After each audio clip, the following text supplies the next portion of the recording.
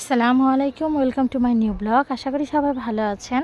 অনেক দিন হয়ে গেছে আমি কোনো রকমের ব্লগ ভিডিও বানাচ্ছি না, সময়ের অভাবে, ব্যস্ততার জন্য, যে কোনো পরিস্থিতির শিকার হয়ে মোটামুটি ভিডিও বানানোটা আমি ছেড়েই দিয়েছি, সময়ই পাই না।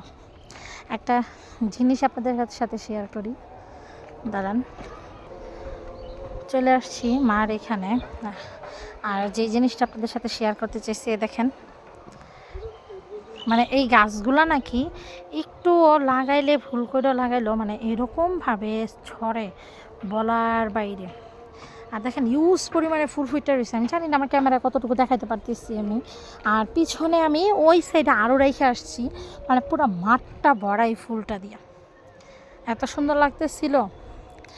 আর এই যে আমি ব্লেন্ডার নিয়ে আমার মামার বাসা থেকে, আমার ওই যে সবুজ কালারের টিন দেখা যায়, ওটা হলো আমাদের খামার বাড়ি, ওইখানে যাচ্ছি। খামার বাড়িতে আজান দিতেছে, আসর আজান দিয়ে দিছে।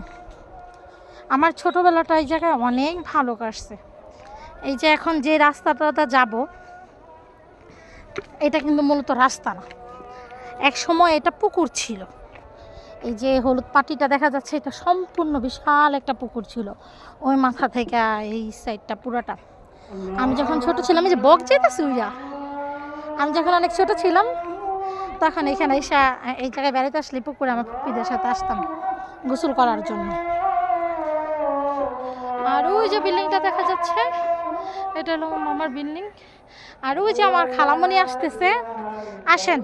আমার কপালটা অনেক ভালো, এক ব্লগারের সাথে আপনাদেরকে দেখা করাই। আমি কিন্তু জানতাম না সে আসবে। এই যে, হ্যালো আপা, আপনি ভালো আছেন? আমরা ভিডিও করতে করতে যাইতেছিলাম। ও, সে সাজুগুজু করে আসছে। সে কি নিয়ে আসছে জিজ্ঞাসা করি? খাসির মাংস আর আম আর আর চর্বি। শয়তান মহিলা।